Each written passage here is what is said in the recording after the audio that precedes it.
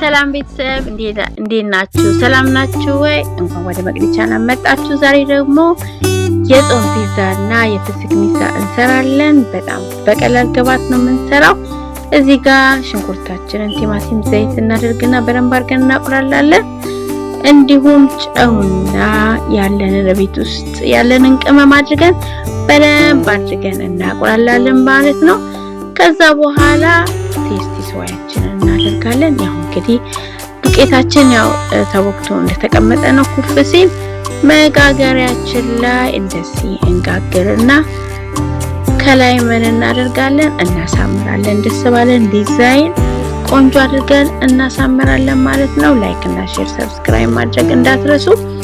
ይህንን ቻናል ደግሞ ላይክ፣ ሼር፣ ሰብስክራይብ ስታደርጉ የደወል ምልክቷን መጫናችሁን አትርሱ። እዚህ ጋር እንግዲህ ይኸው ቆንጆ የሆነ የጾም ፒዛ አለን ማለት ነው። የጾም ፒዛችን በቴስቲ ሶያ ተሰርቷል ማለት ነው።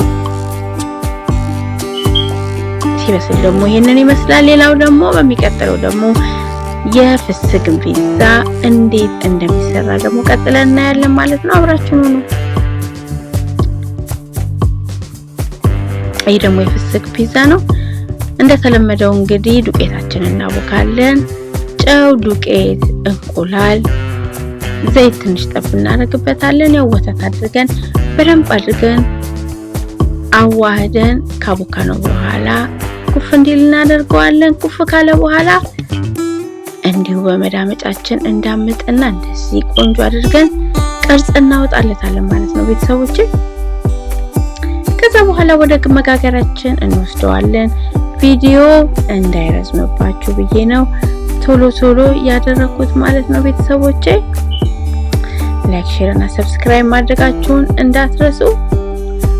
የሚቀጥለው ቪዲዮ ደግሞ እንዲደርሳችሁ የደወል ምልክቷን ተጫኗት። በጣም ወዳችኋለሁ። ባይ።